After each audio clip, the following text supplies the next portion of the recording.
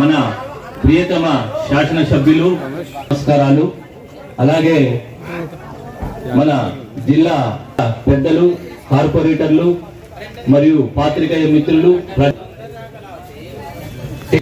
1వ తేదీ నాడు గౌరవ ముఖ్యమంత్రి వర్యులు ఏ విధంగా అయితే మన వీకర్ సెక్షన్ కాలనీలో ఇక్కడ ఈ పెన్షన్ల పంపిణీ కార్యక్రమం అనేటువంటిది మేము చేసుకుంటూ ఉన్నాము.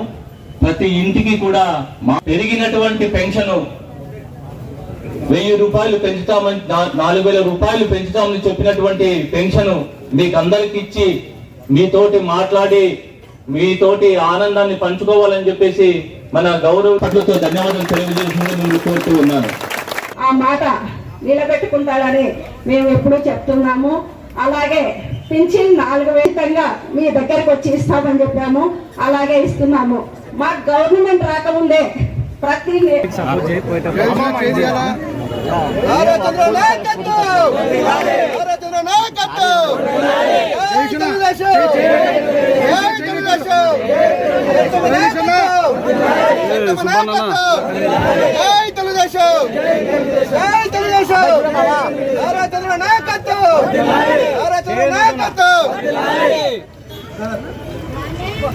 నిలవడండి ఫోటో మా సైడ్ నుంచి మేమా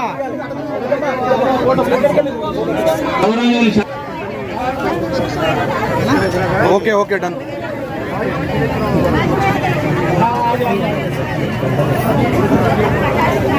సార్ 1 మినిట్ సార్, కొద్ది సైడ్ ఇవ్వండి ప్లీజ్, కొద్ది సైడ్ ఇవ్వండి.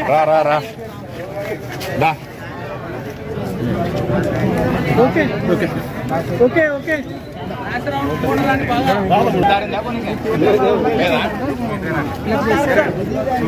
ఇటు చూడండి చల్లే.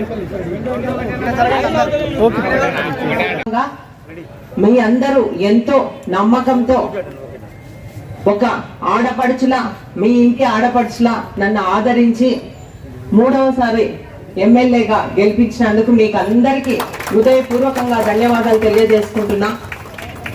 మీకు అందరికీ తెలుసు, ఎన్నికల ప్రచారంలో నారా చంద్రబాబు నాయుడు గారు మన ప్రభుత్వం అధికారంలోకి వస్తే మీకు పెన్షన్ 3000 రూపాయలు ఉండేది 4000 రూపాయలు చేస్తామని ఆ రోజు హామీ ఇవ్వడం జరిగింది.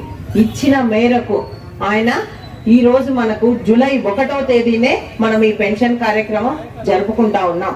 ఈ రోజు రాష్ట్ర వ్యాప్తంగా పండుగ వాతావరణం నెలకొనుంది. దేశంలోనే ఏ ముఖ్యమంత్రి కూడా చేయని ఈ రోజు చంద్రబాబు నాయుడు గారు ఇంటింటికి వెళ్ళి పెన్షన్ పంచుతా ఉన్నాడంటే దేశంలో ఏ ముఖ్యమంత్రి కూడా ఈ కార్యక్రమం చేయలేదు. అటువంటిది మన నాయకుడు, మన గౌరవ ముఖ్యమంత్రి గారు ఈ రోజు ఇంటింటికి వెళ్ళి పెన్షన్ పంచుతా ఉన్నారు. ఇది సంతకాలు పెట్టాడమ్మా. మొట్టమొదటిది మన పిల్లలంతా చదువుకున్నారు, వాళ్ళకు ఉద్యోగ ఉపాధి అవకాశాలు లేవు కాబట్టి అధికారంలోకి వచ్చిన వెంటనే మొట్టమొదటి సంతకము మెగా డిఎస్సి పై 16,347 పోస్టులకి ఆయన ఫస్ట్ సంతకం పెట్టడం జరిగింది. ఎందుకంటే ఈ రోజు మన పిల్లలందరినీ చదివించుకున్నాం, ఎవ్వరికి ఉద్యోగాలు లేవు. మేము ఇంటింటికి వెళ్ళాం, ఎక్కడికి వెళ్ళినా కానీ వాళ్ళు ఒకటే అడుగుతా ఉన్నారు, అమ్మా మేము కష్టపడి చదివించుకున్నాం, ఇప్పటికి కూడా ఇంకా మా పిల్లల్ని మేమే పోషించాలనా, కనీసం మీ ప్రభుత్వం వచ్చిన తర్వాత అయినా ఉద్యోగాలు ఇప్పివ్వండి.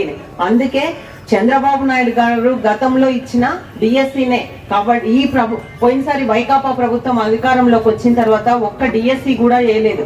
చాలా మంది ఏజ్ అయిపోయి కూడా చాలా ఇబ్బందులు